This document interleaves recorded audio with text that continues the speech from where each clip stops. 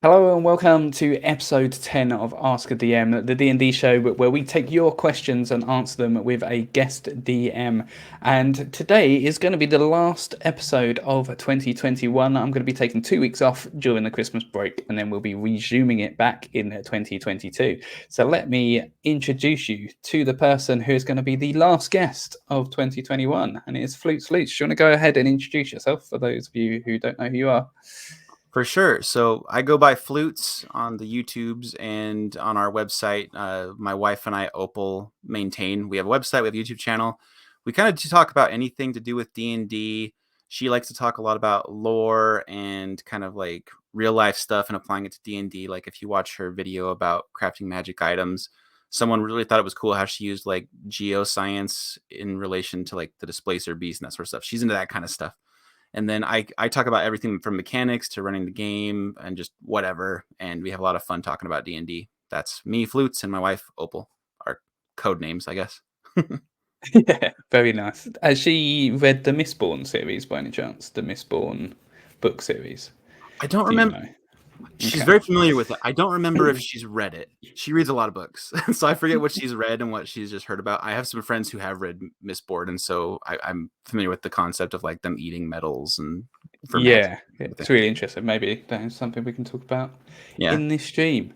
For all of you that do want to ask us questions who are watching live, if you could just put in the chat question before whatever it is you are asking, so we know that you're talking to us and not other people in the comments. And if you're watching this after the fact on YouTube, make sure to put some questions down in the comments, and then I'll get back to them in 2022 now.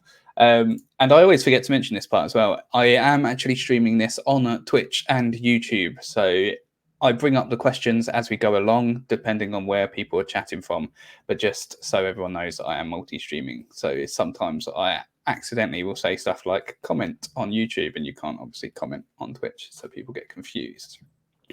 But first, to kick it off, I'm just going to ask you some generic D&D questions to see what type of DM you are.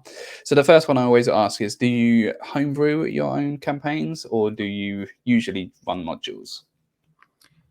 It has kind of shifted over the years. When I first started out, all homebrew all the time for running the game. Only recently did I kind of give another shot to the adventure modules, the books, because I tried one once when I was working a job where I was away from home and I didn't have a lot of prep time. So I tried one, and I tried running it just from the book. It did not go well. And so I gave Curse of Strahd a chance recently and really like tried to make it my own and not just like read each chapter each week and try to like just run it out of the book. And that was really successful. And I think that's because I think the books are very open ended and some people don't like that, but I'm very strong with improvisation. And to me, the adventure modules give you like 10 out of 100, like 10% of what you need. And I thrive in that other 90% as long as I have a good skeleton to go off of. And so I really like those modules and I'm starting to use them now for inspiration. I'm kind of building up to the next homebrew setting I'm going to run when some of my friends are done running some modules for me. I'm actually a player right now. I'm not DMing actively weekly at the moment, but that's kind of my relationship with modules is I see them as a good source of inspiration and they are fun to run and they have a lot of cool ideas. Like people kind of brush over that. Wizards of the Coast put some really good set pieces in these modules, really Mm. interesting characters with some twists that I've never seen before on some monsters and some character archetypes. There's a lot to gain from them, even if you're not like running them right out of the book as they're written. There's a lot of value in there. That's how I see it. So what was the first one that you ran that didn't go as well? That was there's two names. There's Tyranny of Dragons and Horde of the Dragon Queen. I forget what's the lower level one, but I ran the lower level one. Yeah, so Horde of the Dragon Queen. Horde So of the Dragon Queen, yeah. yeah, so because I the reason I asked is because it sounds like I had a very similar story arc to you, where I ran Rise of Tiamat, which is the higher level part of it. Thought it was pretty terrible, so it was like, oh, I'm never going to run a module again. I'm just going to do my own thing, and then I homebrewed for however many years, and then went to Curse of Strahd because everyone was raving how good it was. And since then, I've also done the Waterdeep one, Waterdeep Dragon Heist, and have at least read the others as well. So So, because as you said, you can get some really good ideas. There's some really good set pieces. There's good character ideas. There's good item ideas. So I like to read them to at least get some ideas. But yeah, it sounds like we've been had a pretty similar character arc there. Yeah. And what's the highest level that you have DM'd in the past? 20. Nice. You've gone all the way to 20. Yes. You're a braver man than me. How was that DMing all the way up to 20? A lot of fun. I have, my experience has been atypical from what people usually say of it being really hard to run at high levels. And this was when I was first starting out. I haven't done level 20 stuff in a long time, but it was all homebrew, and it was kind of just like whatever goes. And I dare say a lot of D&D groups are that way, where people are just having fun and they're along for the ride, and they don't have super high expectations from the DM to have like some intricate story and have a mastery of over every mechanic. And I see How to D&D Fred in the comments right now, and he just did a video recently saying, and this was a big light bulb moment for me, that level 20 or high level campaign play is really more on the players to make it work, because they need to learn a lot more mechanics. They gain followers, they have a lot more influence, and if you put that on the DM's just going to burn out or not care. And so I think the players I was playing with, they had lots of ideas, and they didn't just put it on me to like do some grandiose thing, and they weren't trying to like abuse high level spells or anything. So it was really easy. I've seen what people can do with high level mechanics in other campaigns and other discussions, and I think I'd handle those just fine. I'm not someone who's like, oh, they didn't do exactly what I wanted them to do. Like I'm very comfortable with improvising and going off script, and so my script is usually pretty bare. And so I'm happy with that kind of stuff. So I am happy with low or high level play. I just need players to be ready for the high level stuff so they know what they can do. Yeah, I think that's a really good point, actually. I made the mistake of thinking it would be a fun idea to get some relatively new D&D players to make level 20 characters to do a battle royale style thing. Thinking it would be really fun, like, getting level 20. But what the session actually boiled down to was them being like, so how does this spell work? Can I do this? What can I? And I think it literally was a 7-hour session of combat that wasn't very fun. So I learned that level 20, there is a lot on the characters on the players. Sorry, when it gets to level 20. That's a good point. Let's jump into the questions then. So Fred is here. Thank you for coming along again, Fred. How to D&D, and his question is: have you dungeon mastered a campaign where the player characters run a kingdom or have a castle? I have. I want to say it was my second big campaign, and early on I let them find kind of like a ghost town where everyone in the town had perished, and it was very mysterious. And they figured out the mystery, and then the land was basically unclaimed. No one wanted it, and they claimed it, and they built it up. One person started like a casino on the lake, like a boat casino. Some people wanted to start all these like trade, and some people wanted nothing to do with it. So basically they had a town that they built up into like a stronghold. They had followers, and they'd make a living there. Like the downtime rules for like followers like would make them money, and they'd see how successful their businesses were. So not so much a castle or a kingdom, like the question says, but that is my experience, and I don't think it's too far off in concept. I've done it with a keep, which I think well, maybe not most, but a lot of dungeon masters have just given them a keep, and then they have to do various things with the keep. But I have played in a game briefly. It didn't last very long in the end, but the concept was that the world we were on, we all had to play halflings, so we were all playing halflings, and the world that we were on, halflings basically were just getting slaughtered left, right, and center. Like halflings were made out to be evil and below everyone else. So the concept was we were going and finding a different world that had little civilization on to like make a kingdom, I guess. Mm-hmm. So that was the idea. So that was quite interesting because we ended up finding a world that was very wild and had to deal with like beasts and monsters and all of that kind of stuff. Unfortunately, the campaign didn't go very well, but that could have been a very very big campaign of us building, I guess, a kingdom, a city, and then maybe even introducing other people into that world. And yeah, it was quite good. But unfortunately, life happens sometimes, and groups disband. Yeah, absolutely. One of the curses of D&D. It is. Cool. It kind of sounds like the premise for Fievel Goes West, if you've ever seen that movie. I have not. I'm Except afraid. instead of halflings, they're mice. Oh, okay. So, well, they're both small. So from in the YouTube comments we had Blood Kruznik, I think is how you say that. Say, I have a world building question. Say you have an island nation of lycanthropes. How would you handle currency in that nation? So Very currency, specific question here. yeah, island nation of lycanthropes, and they have currency. So what's something that they would find valuable? Because they don't want silver. I think that's maybe the premise for this question, right? Yeah, I Um, think so. so they might go for gemstones, as just an easy one. But if it's an island, they might not have gems readily available. So maybe special shells. Maybe shells could be part of it. Mm. So I DM'd a town that basically had started doing paper money like we do. Well, like we did in the world. So paper money, so you could take money and then go somewhere and exchange it for gold. You can't actually exchange your money for gold like that anymore, Mhm. as such. So you could, in theory, do that here as well. Like you could just make paper money that has some sort of value linked to it. So maybe it does have. You can still use silver as the baseline, but it's actually paper money is what you trade.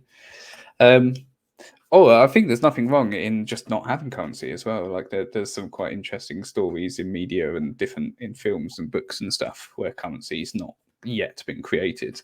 So it's still just trading services for goods and stuff like that. So Yeah, that could be quite an if interesting way you're to a go. remote island and you're not really trading with other groups, nations, tribes, or anything, you might just have a bartering system or like a, a merit system, even where your deeds are your currency or something like that, your contributions. Who knows? Yeah, there you go. Okay, on to the next one. So what level do you prefer to start your campaigns at? Asks plus one to gaming on Twitter. I I'm not sure I have a preference. I think this comes down to what the players feel like doing. Some of them like to skip the levels 1 and 2 and just go straight to level 3 so everyone has a subclass and they don't feel as squishy. When I'm a player, I kind of like that first level scrappiness, let's say, where different items might matter more. You kind of get more creative and you can kind of feel out your character a little bit more as a person before you get into some of your mechanical changes.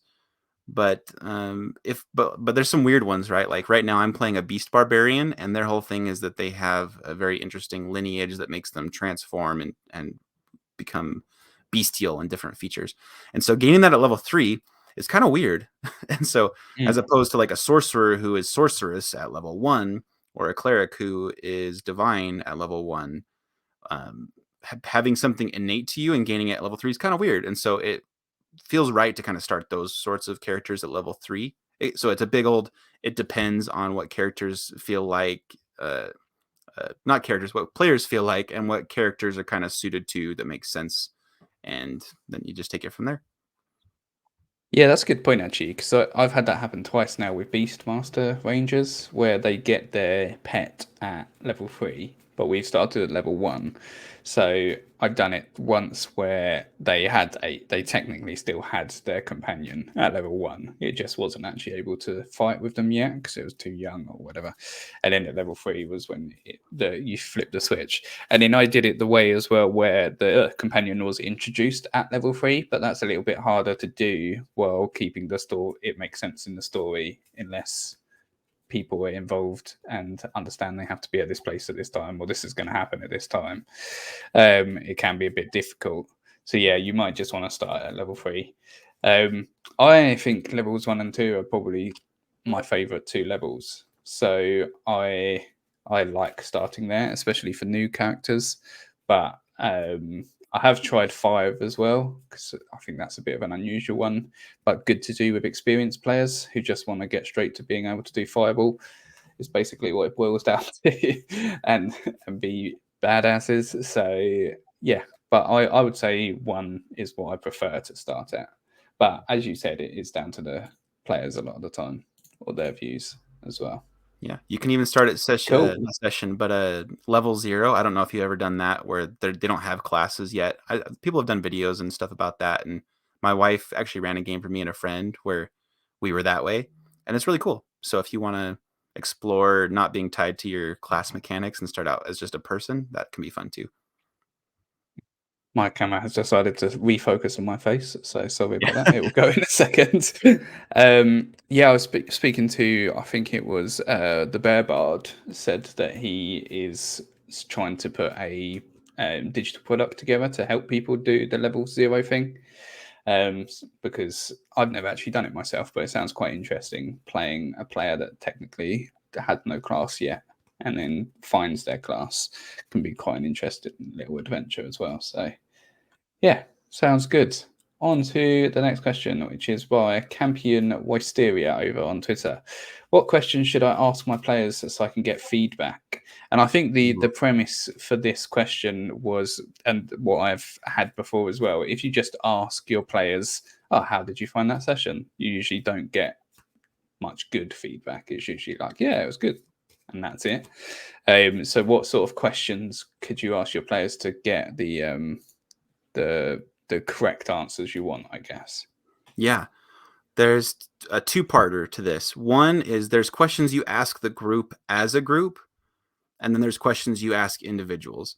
So if you are just looking for general feedback, which the question makes me think you are, and you're not looking to like see if a specific player was zoning out for a reason that you can control, or if it's their life or something like that, that's another thing.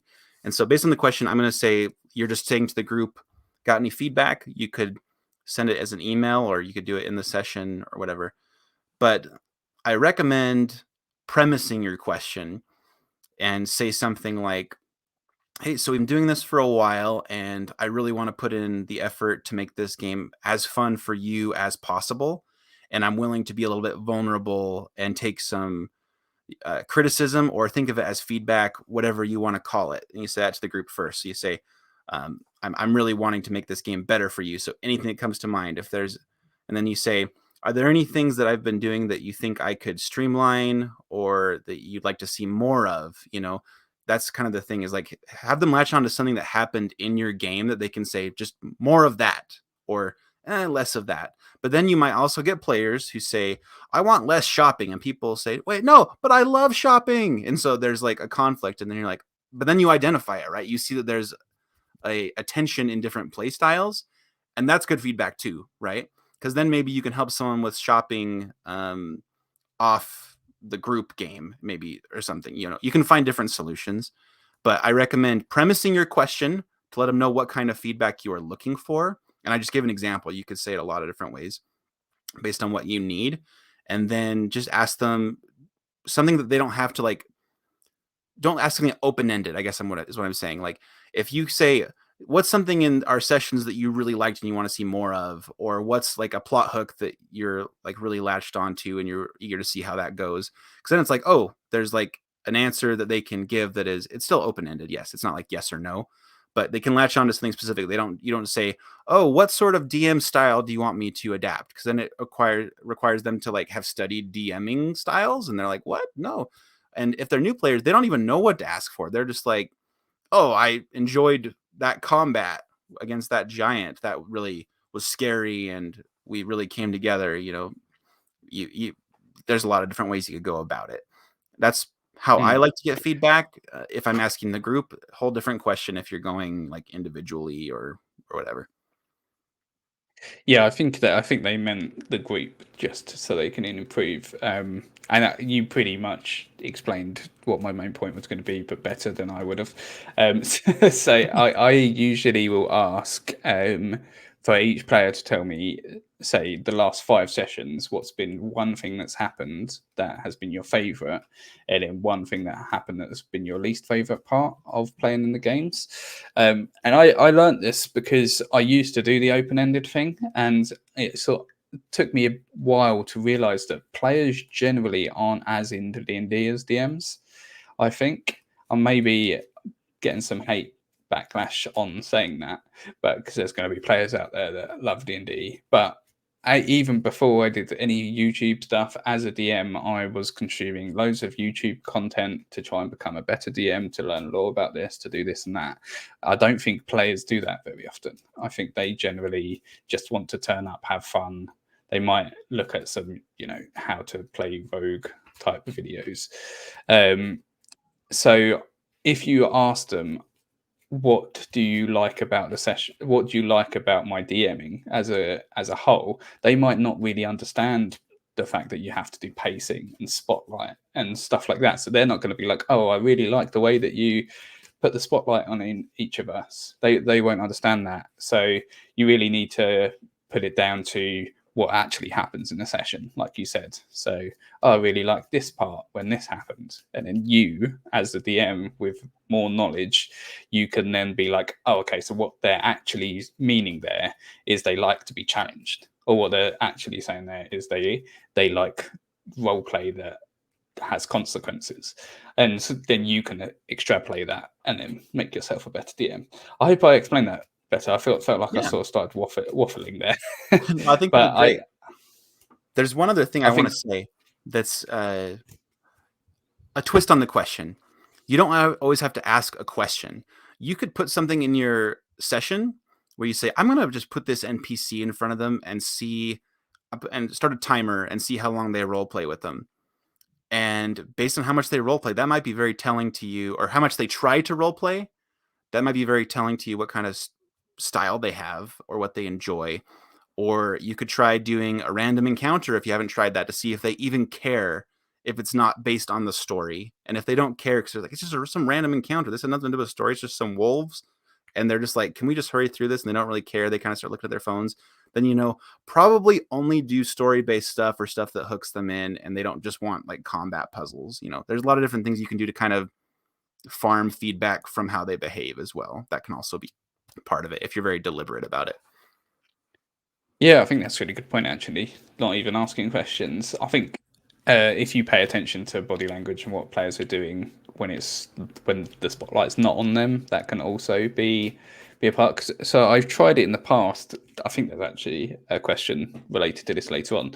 But I've tried it in the past where when the party splits, actually splitting the players, i.e. so some be like, okay, you're not coming next week, you're coming a week after, and you're coming next week.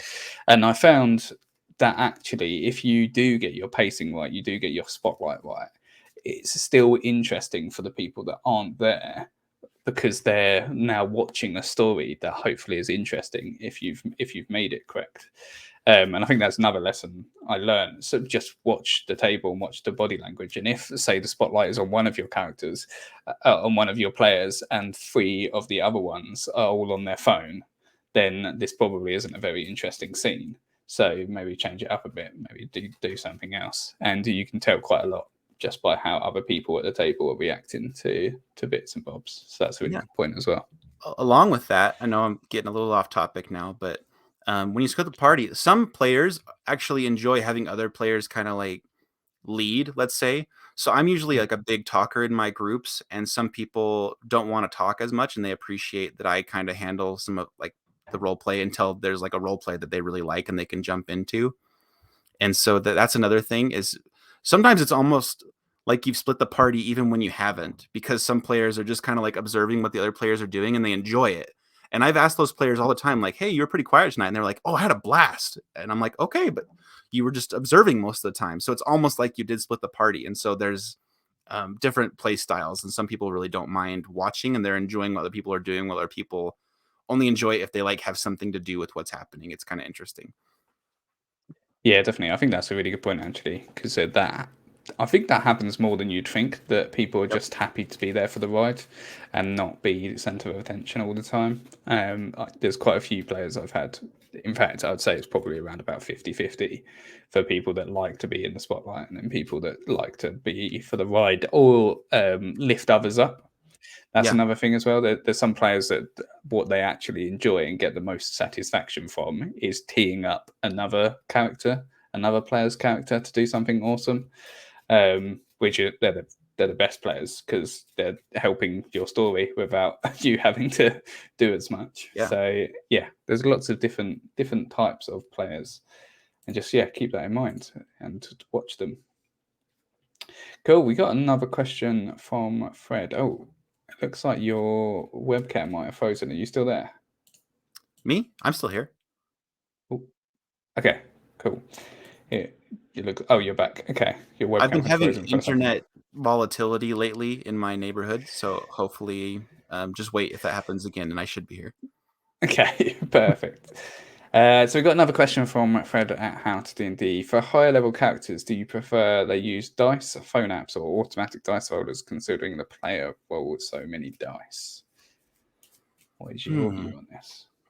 I haven't had a preference. I don't like dice towers. I know that because it just slows people down.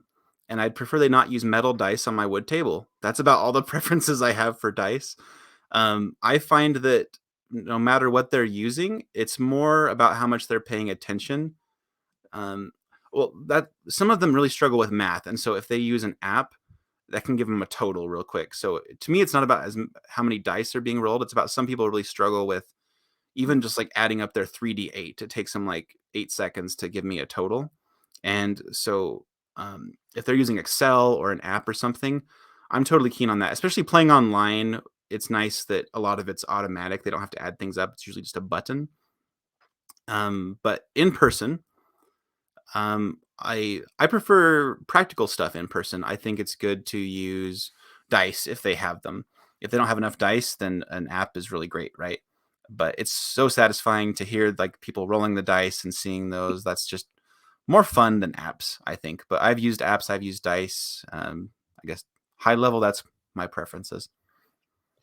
Yeah, I think for me, it's mainly just down to the player. If they want to use apps, then that's fine. If they want to use dice, that's fine. I think you made a good point there that not a lot of people would admit to, but sometimes as a DM, it is a little bit annoying when someone's not good at maths, and you have to wait a while to do it. We've had so amongst friends.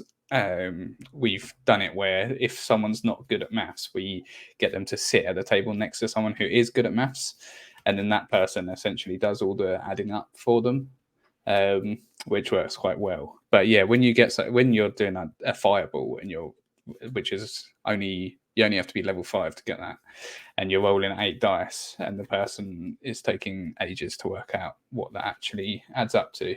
It can slow the combat down a little bit. I try to also encourage them to roll their d20 and their damage dice at the same time, because I guess that's a tip actually for some of you out there that might not already be doing it. If you get them to roll the d20 to hit and damage dice at the same time, then you don't have to pause for them to roll the damage dice once you've established if it hits or not. And that's quite a good way to speed up combat as well. And so as soon as you say yes, that hits, they can be like, okay, 8 damage, and then you go on. You don't have to wait for them to roll it. So yeah, that's another little tip.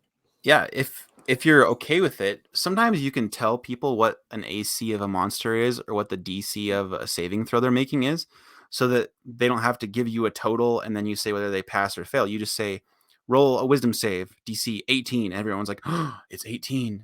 And they roll and they say, pass, and like that sort of thing. Like that can be great too, especially if they roll like a 19 and they needed an 18. Like, so before all their modifiers, they just say pass because they know like whatever their modifiers are, they don't have to add it up. They just say pass or not. I know not everyone likes to do that because sometimes it's good to keep it kind of a mystery, like what's the DC and all that stuff. But that's an option too that can help the verbal communication of what was rolled. Yeah, I always do that with group checks. So if there was if everyone was hit with a dexterity saving throw, I just tell them what the DC is, and then I just say, so those of you that saved, this happens. Those of you that failed, this happens. Yep. And I think it speeds it up quite a lot.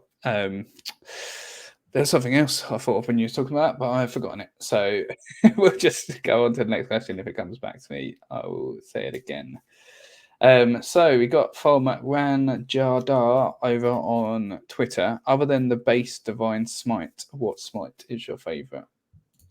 How familiar are you with the smites, I guess? Pretty familiar.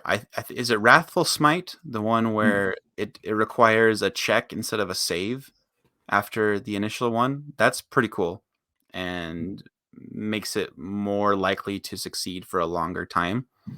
But other than mechanical advantages, I think I really like Banishing Smite and Thunderous Smite. Thunderous Smite just because the whole like boom, like that just feels cool.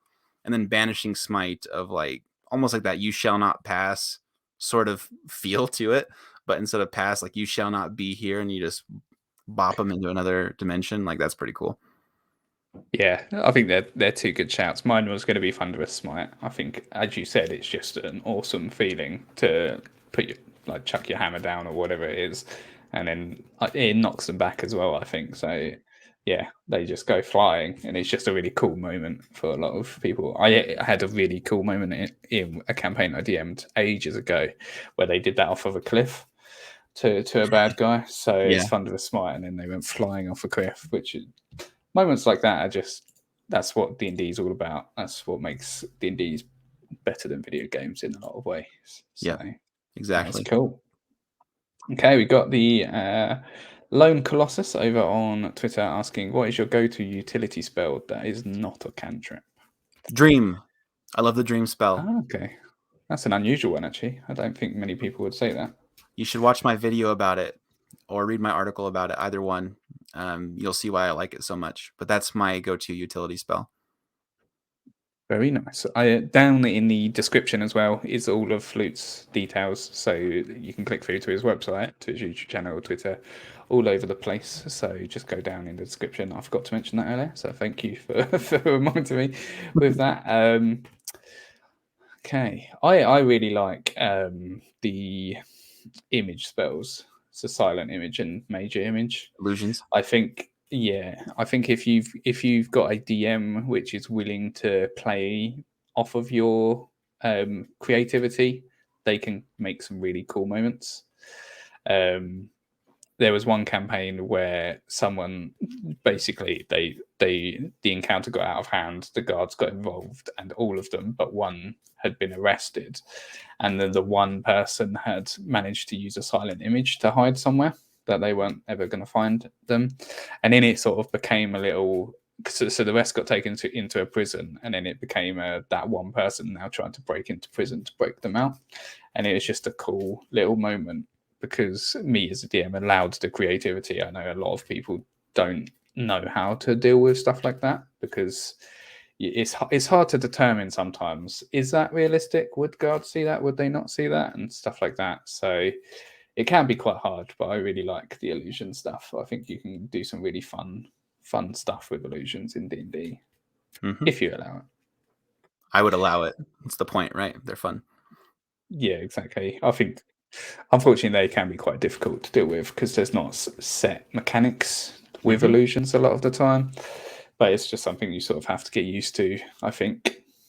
Yeah, if you're playing D&D because it's so open-ended and not like a video game like you mentioned before, you can get a good feel for how much you're achieving that dream by how your DM treats illusions. Yeah, definitely. There was so there's a YouTube channel where a load of big D&D YouTubers got together and played games together. I forgot what it was called. It was led by the guy at Taken 20. And the WebDM guy DM'd a campaign which was all based around illusions. So the big bad was an illusionist. And that was really cool. It was very, if you've seen Spider-Man Homecoming, like Mysterio making different illusions for Spider-Man to deal with and not knowing what's real and what's not real. It was very much like that. And that was quite cool. But I imagine quite hard to pull off because there's a lot to have to juggle and balance there. But yeah, he managed to do pretty well. Save and dice. Thank you, Fred. I knew Fred was gonna know Mm. know that is. Yeah, Save and Dice was the channel. I think it's still over there. They don't post anymore, but apparently they burned each other. I don't know exactly what that means, but it doesn't sound fun. Uh, cool. So another question by Fred is: what is your opinion on the new changes to alignment that Wizards of the Coast have just announced? Are you familiar with those changes? First off, Pretty familiar. The alignment stuff wasn't as interesting to me, so I'm going to say what I think it is, and correct me if I'm wrong. They removed alignment from a lot of NPCs and printed modules and monsters, and they removed a lot of lore that kind of created a set like alignment for monsters, saying like, oh, they're always evil, that sort of thing. I had a chat with some people on Discord about the latter part of what I just said, where a bunch of lore was removed, and I think that's unfortunate and kind of strange. People don't like retcons, right? And so it kind of feels that way. Um, so I think what it comes down to is there's a lot of nuance in D&D, and I think I don't know who's doing this, but apparently some people take it as very literal of like if the book says they're always evil, and that's just like inherently how they are. I don't think printing it in a book. I think most of us are adult enough to know that there's nuance in all things, and kind of like with my improv background, there's rules of improv until you master them, and then you know when to break them. And so when you learn the lore of a monster like a mind flayer, and it says like, oh, they're always evil, and they're like space time travelers, and they eat brains. That's all they want to do. They're like the Borg from Star Trek, you know. Um, you could read it as that, and that's fine. But you could also read it as, okay, so when would a mind flayer go rogue and have a reason to ally with the party and maybe do things that aren't evil, or they do good things for evil reasons, you know?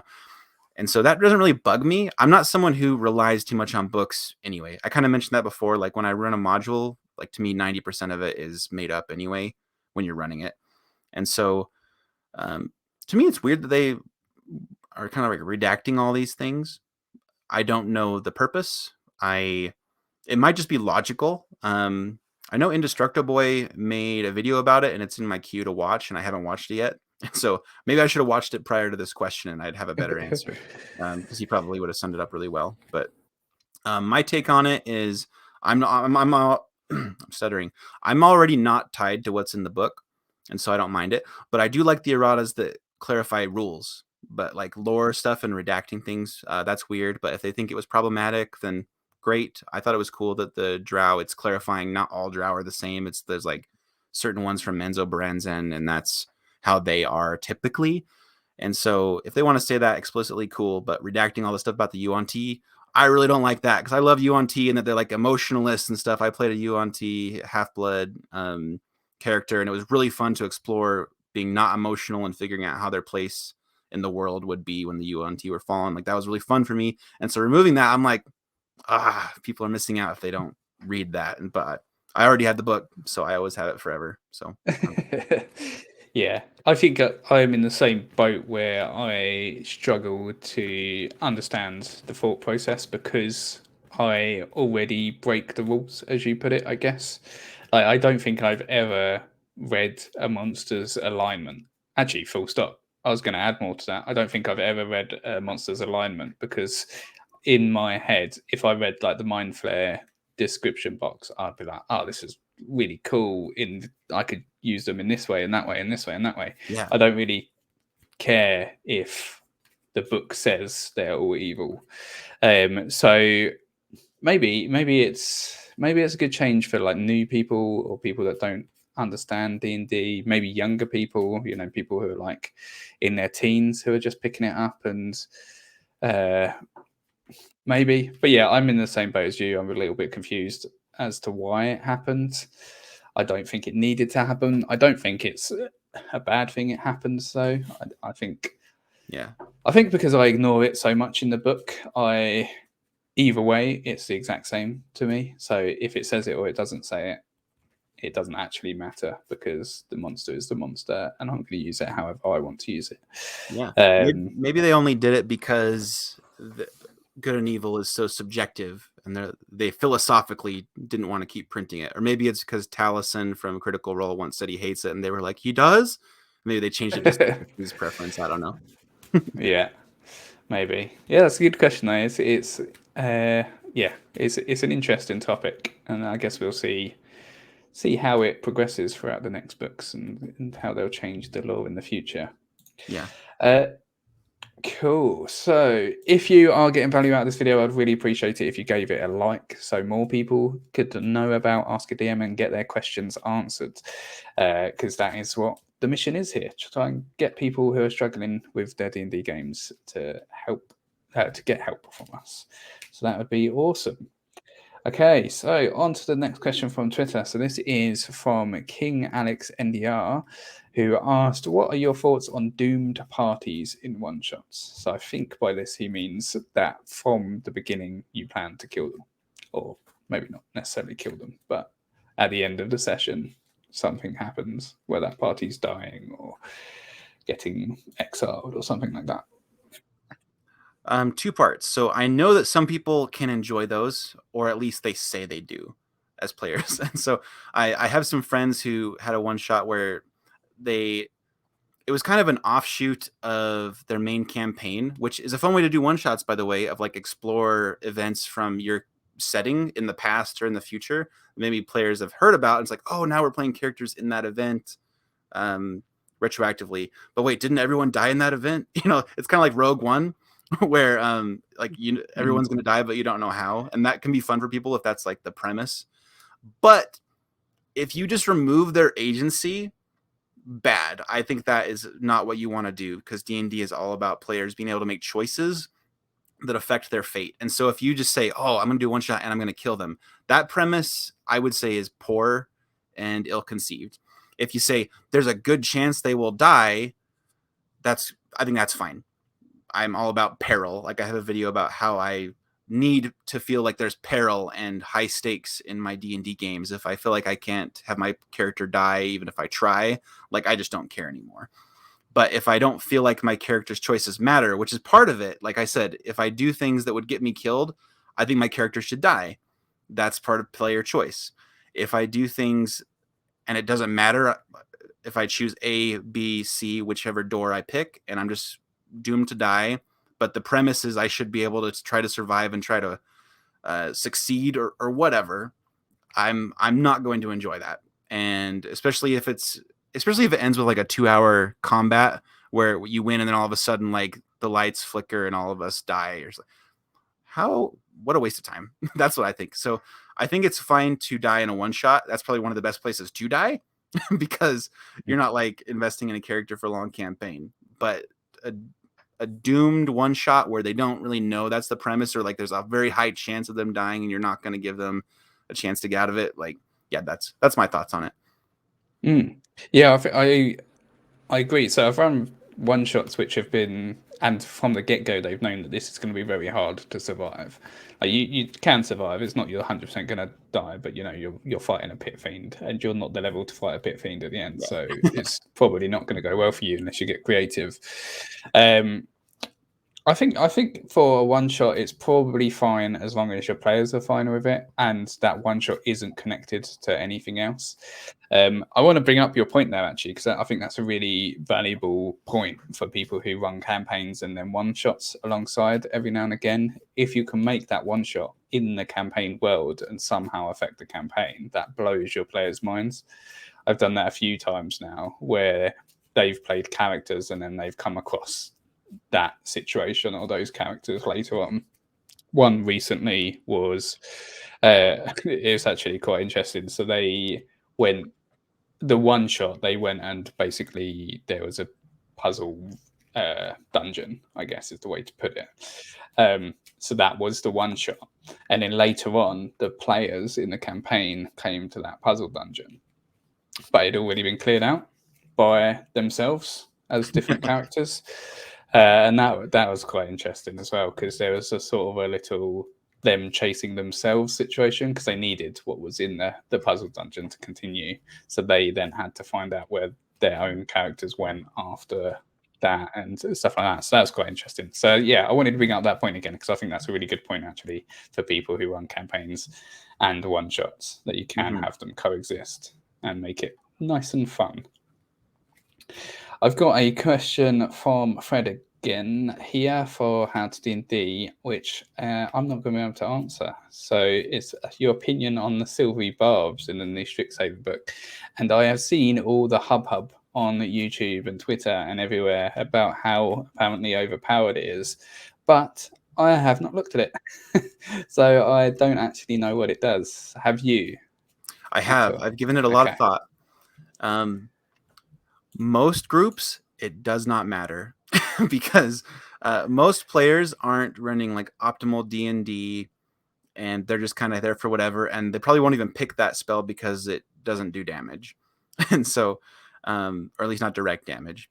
Most people I play with, I'd never have to worry about them doing crazy things with this. If you're playing with a lot of optimal people, it also probably doesn't matter because they're probably doing a lot of other crazy things too. And so adding rerolls to try to make enemies fail their saves and everything won't break the game or anything. But there are some weird interactions where it is a first level spell. So now let's get into like game design, right? And so meta effect on D&D, not a big deal. Most groups, it won't matter. But for game design, I think it's pretty bad design in that as a reaction, which already reactions are hard to fill out in your action economy. And so when you add something in that's pretty premium as a reaction, shield and absorb elements are good examples. Those are a lot of automatic picks, in like optimal builds, just because you can round out your action economy and do more things in rounds of combat. And they're defensive. But this one is very ubiquitous in how you can use it defensively, offensively, and that sort of thing. It adds more dice rolling to the game, which if you want more dice rolling and you're into that, great. If your players are struggling to tell you what the totals of their dice are, like we said earlier, this is going to be a challenge. And another thing about it is it's a first level spell, which means a lot of feats can give it to you. You can also challenge a counter spell or a dispel magic with it. If someone had to do a roll for it, then you can potentially counterspell a counter spell with a first level spell. It's kind of weird like that, if they had to roll for the counter spell. And then I've been a wizard of 18th level with spell mastery, where they turn a first level and a second level spell into essentially cantrips they can do over and over again, no spell slot. And so if you have a wizard that does this over and over again every round as a reaction, that can get a little bit old, I imagine, for DMs. But so I think it's pretty poor game design. I'll just say that. But I think it's like break the game. Not necessarily. Do I think it should be like banned from tables? I'd consider banning it, but most of my players or people I play with, it wouldn't matter. So it's not really something I would need to ban. Yeah, I think there's some really good points there. I've put it up on the screen for those of you who haven't seen it, and I quickly skimmed over it while I was reading that. But I like how you came at it from a game design point of view and a broken point of view. I've never played with players who are like hyper min-maxers, like people who want the best damage for their character or want the thing. I've always played with players who care about the story of their character and stuff like that, and the story of the experience in D&D. So, but I imagine there are going to be people out there, there are going to be players out there who are going to try to abuse this. And as you said, it's probably going to get very old very quickly for those people if they do manage to do it. But yeah, it's still a resource though. It still takes spell slots, so you can't just do it all day unless you're that level 18 wizard, like I mentioned. So, but here's another thing: if you're playing with a group that is Nova based, which is you do like one big combat and then rest, instead of doing like a gauntlet of like 6 small encounters and maybe a boss somewhere in there, this kind of spell gets super inflated in value because you're just trying to focus down on one combat encounter and you can just use everything, use it all. That's what, when people say Nova, that's what they mean. It's like you're going to use up everything just as fast as you can. And so those kind of games, this sort of thing is going to bug you as a DM because your players are going to use it every time. But if you are doing more encounters, which a lot of the adventure modules are, if you do those sorts of things, you often have like a lot of small skirmishes. where they have to decide whether they're going to use spells like this and if they're going to save them for the boss, and maybe they don't even know who the boss is. So like, is this the boss? And so that's not as big of a deal. But if you're playing a Nova style where you set up people where they get to rest a lot after they fight, then this sort of spell is going to be a pretty automatic pick for your spellcasters. Yeah, I definitely need to read it and give it a bit more of a think by like the way that you clarified that and said all of that, to be fair. So I'm just going to agree with you because it's the easy option for me. All right, and yeah, you've definitely put more thought into it than I have. A lot of when people say something is overpowered or there's this combo that would break the game, I have never come across anything in my game that I thought actually this is a real pain to deal with. I had a barbarian that took 3 levels in Circle of the Moon Druid just to get the ability to turn into a bear, so they got more hit points essentially, so they could, when they were low, they could turn into the bear. But then you just can throw intelligence saving throws and wisdom saving throws at them if you want to actually counter them. And I think something I always keep in the back of my mind as well is that anything the players can do as a DM, you can do it as well. You can easily just make a bad guy that has a similar mechanic or a similar problem that they then have to deal with the problem. So yeah, I think that's just sort of my brief overview of broken things. Yeah. And quotations broken things. And one thing I'd add to that, I completely agree with a video that was done by Cody from Taking 20, where he said, stop balancing your encounters and just let your players be awesome. Because if they take a spell like Silvery Barbs, it's because they think it'll be fun. And your goal is to have them have fun. So if Silvery Barbs is fun for them, you can thank Wizards of the Coast that they gave them a spell that your players think is fun. And so you don't have to like counter them necessarily. You can just let them enjoy what they want it to do. You can give them other challenges where they have to try other things too. That's great. But in the end, questions like this about Silvery Barbs, is it fun for your group? That's the only thing you need to know. Yeah, I think that's a really good way to end on that one. Fred has just added, I would use Silvery Barbs more than shield or counterspell as a player, but I will be testing it with my group. Let us know how that goes then. Yeah. Because shield's another one of those, which I guess that's first level as well, isn't it? Where you get a pretty big bump to your AC for a round, which is pretty good. We got a hello from Pebble as well. Thank you for popping by, Pebble. And Fred also asking if I could cut these live stream down to separate questions. So in the new year, I will be putting my efforts into that as well. I'm sort of debating. I've been going back and forth about trying to make them into shorts. But I'm still not sure how I feel about YouTube Shorts and for the sort of content I want to make, because I prefer making long form content. So I'm not sure if I want to start dabbling with shorts, but this could relatively easily cut down into shorts, I think. Yeah, it'd be kind of weird to take our faces and put them like mobile size, right? But you could do some other sort of overlay. But even if it's not like a YouTube short, just a shorter clip of individual questions, I think that'd be really good. And then people, when they search for that sort of question, there are all of us talking about it, right? Yeah, I'll definitely be doing the clips. I'll be cutting it down into clips. Well, I guess this is going completely off topic and just talking about YouTube stuff now, but it's my show, so I'm going to do it anyway. Because I did also have the idea of moving this to a separate channel, because I think the problem with that, say we get through, well, I think in this, so we're going to get through around about 15 questions here. So my channel is then going to get very washed down by the full stream and then 15 small thingies. And then when I do a big pre-made video, I don't know if I want this to wash it down so much, so it's harder to find for people that go to my channel. So I have also been debating putting this onto a second channel and making Ask a DM a channel and like a show that, so you go to that channel and then there'll be clips there and whatnot. What are your thoughts on that? This is going completely off topic, but let's go. Let's see. If I was Shrike and I was debating, I would probably stay one channel, but I think that's a good way to think of it. I'd probably publish the short clips as like not notifying subscribers so it doesn't bog down their subscription feed. And then I would utilize the playlists on my channel very heavily so that it's very clear that there's like a list of like clips from the interviews and there's like the full interviews or whatever people feel like watching. That's how I would go about it. Yeah, cool. Well, thank you. That sorry for everyone that doesn't care about YouTube stuff. It just wants D&D stuff. For us going off in that tangent. Okay, I think we've got probably about time for one more question. So let's go for this one here. So over on Twitter, there's D&D Nanth, I think is how you'd say that, who has asked, what questions do you ask of new players? I guess this is sort of leading into session 0 sort of stuff as well.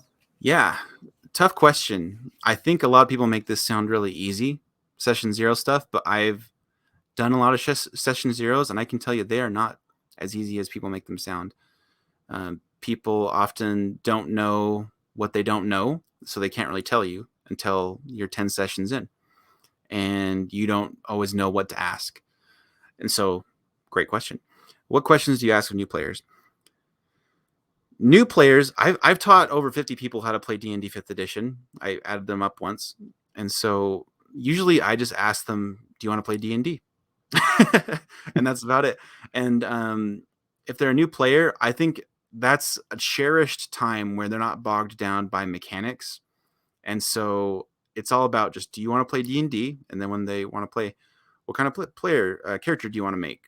I recommend playing something simple and not getting right into spellcasting because there's a lot of reading for you to do. Like, make it about them instead of just saying like, I don't think you can handle a spellcaster. Then they'll be like, then I will play a spellcaster, you know. But if you make it like you're gonna have to do a lot of reading, and I don't know if you have time for that. If you do, great, but set this expectation of like what kind of characters they want to make, and then encourage them to like read the rules if they want, but they can learn along the way. Like, that really is like a cherished time, because when you know the rules and how D&D works, it kind of changes the way you play, whether you notice it or not. I play very different from when I was brand new and I was like, can I stealth now, DM? Can I sneak attack him in the throat or something like that? And the DM's like I want to say yes, but I don't want you to just insta kill everyone, like, you know, like, so. But that's fun for players to kind of figure out how things work and see how you handle things as a DM.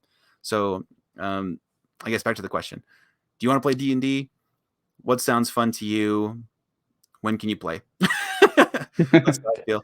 I'd also ask, like, is this something you want to do long term, or do you want it to keep like set an expectation also for duration? You know, because some people, when they hear 10 sessions, 10 months, you know, whatever, they maybe didn't realize that sort of stuff. So some of those things that we kind of know are inherent to talk about when we've been playing D&D for a while, new players may have no idea of certain things, like how long a session is, what duration they need to commit to, or what they even are committing to. Like, how much are they committing to read? You know, how much as a DM do you need them to know the rules? And so it also comes down to you as a DM a little bit, right? Like, one, it's your job, I think, to make sure everyone has fun. That includes you and your players. Some people try to make it like binary, like either the DM just does what they want and the players can take it or leave it, or you should not care about what you want as a DM and just do what players think. I think you should do both, and I think you can. And so it comes down to, what do you want as a DM? And is there anything that's like a deal breaker? Then yeah, go ahead and ask them. Like, I have some friends who run very hyper political campaigns, and there's a lot of role play and like negotiation stuff, or trying to be mindful of different factions. And if someone's like, I don't want to try to remember all that, or I don't know anything about politics, I just want to get some loot. If you're recruiting for a group that's already running and you know that that is not the style, then you could even just say, do you want to sit on a session once and just observe? Most people don't like watching RPGs, even like Shrike and I were talking about. We only have so much time in a day, and D&D, it takes a long time. And so just watching it is not the most fun. And so, but if you're new and maybe you want to do an observation, that would be fun too. So I just gave a lot of suggestions, and a lot of them may not be what exactly you thought I was going to go to.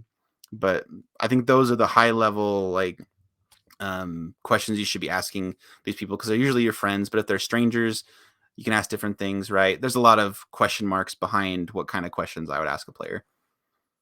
Yeah, I think that what you pointed out there, and is a good way to think about it, is just learning or managing their expectations.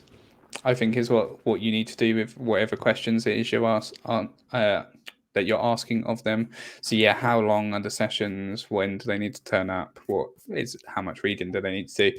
They're all good ones to just get the ball rolling, because I've had it happen once where I didn't do that well enough, and someone turned up and played D&D for 3 sessions for us and didn't realize how involved it was, and then ended up dropping out because they were like, "Oh, I just thought, I was gonna like just go play Skyrim for a bit and then go," and that's not what D&D is always like. Obviously, it will be for some people.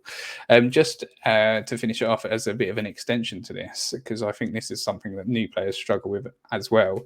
If you've got a new player that is struggling to work out what they would like to play, do you have any tips for that? So they're not sure what class they want to play, they're not sure what race they want to play because they've not experienced D&D. They don't actually know what that means. So Yeah. warlock, for example, you could read what a warlock is and all the rules, but if you've never played D&D, you're not actually going to understand most of it.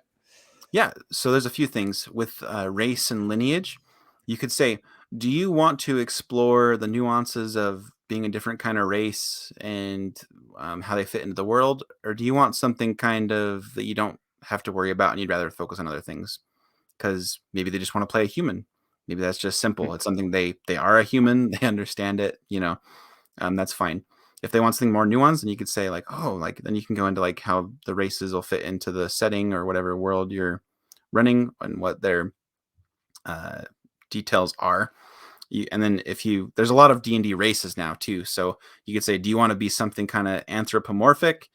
Do you want to be something like completely different and strange? Do you want to have ties to other planes of existence? Those sorts of things. Do you just want some mechanical benefits like, oh, I want to be able to breathe acid? Like, okay, who knows what they'll say, right? But you'll see what they say. And for classes, I think that is easier because you can just say, you can kind of take them on a decision tree where one is like, do you want to be shooting arrows and other weapons from afar, or do you want to get in close with a sword and shield or carry a big weapon? Do you want to have spells and that sort of stuff? And then based on how they answer, let's say they say spells. You say, all right, so now we have to decide, where does your power come from? Do you have some sort of deity, or have you made a deal that has you've sacrificed something in your life in order to gain power? Or are you bookish and you want to learn more, and you can ask a bunch of questions like that, and you can kind of see like, one is warlock, one is wizard, one is cleric. And here's the thing, I played with my sister recently. She's like 15 years old, and my dad was helping her pick a type of character she wanted to play, and they came to the conclusion, what was it, that she wanted to be like a sorcerer because of certain like details in that she wanted to. There's some anime character or something where they say, oh no, it was that Shazam movie, the DC one, and I guess he says like, lightning from my hands, and she's like, that's what I want to do. I want to do lightning from my hands, and like some people, they just have like these weird like pop culture references, and like, I want to do that. And so I said to her and my dad, I said, great, so that makes sense mechanically with the sorcerer, but how about instead we just give you a warlock and we just say you're a sorcerer, but like mechanically you're a warlock, because then you can just Eldritch Blast and we'll just pretend that's your lightning from your hands or whatever. Because I know my sister, and I knew that she would like barely have any attention span to like read how things work or anything. So I was like, simplify, simplify, simplify. And so just having a few spells and like Eldritch Blast worked really well for her. And sure enough, I made the right call in hindsight. And so you can reflavor things to what new players want, because they don't even know that you're really changing things. You can let them know that you're changing things, but don't think you're like stuck with a certain mechanic to fit the flavor, because you can flavor things however you want to kind of help them get the most out of it. If they want to do lots of reading and figure out how sorcerers work and pick a very few spells and not have like a very strong cantrip or whatever, it all depends. And I know that like you might be like, oh, is warlock that much simpler than sorcerer? In this case it was. I promise it was, and it made sense. I don't remember all the details, but that's my example. I think that's something that a lot of people are scared to do, is the whole reflavoring things that big. Like, I remember playing in a game and I just asked simply to change. I can't remember which way. I think it was Fireball into Frostball or something like that. So literally just change fire to cold damage, and the DM seemed like really scared to do that, which is a relatively basic, just easy swap. So I imagine if people wanted to like reflavor Eldritch Blast to be lightning or lightning based and reflavor a whole class, some people would be nervous to do that, but it's a very good point and you can completely do that. So I think that is a really good point, and that's something to just jump on to what you said there as well. Something I quite like to do is get them to explain or say people from media that they like, characters from media that they like, and then it becomes very clear. You know, if they're saying like, "Oh, well, I really like Legolas and Katniss Everdeen and stuff like that," you're like, okay, well, you can pay a ranger of some variety, maybe a fighter with a bow. But that helps if they're really struggling.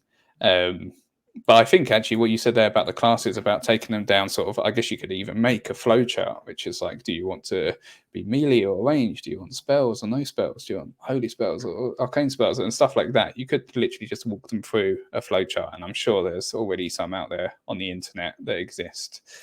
I have just done some digging in my old notes, and I ages ago made this. I think this was in fact for my very first campaign.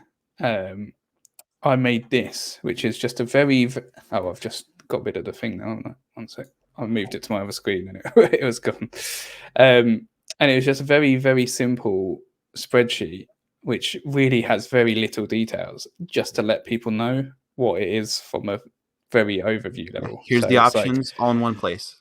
yeah, so it's like Barbarian, it's a tank or damage dealer. If you go through this one, it's melee and you get more range and more. So it's very, very basic. I actually probably wouldn't suggest using this one, so I'm not going to put it out anywhere because, as I said, I think this was the first full campaign I DM'd. I made this to help people, so it's probably pretty trash. But you could make something like this just to give your players, and it wouldn't take too long, just to give your players a little bit of an overview of what type of thing each class and subclass and race is, just from a very quick snapshot.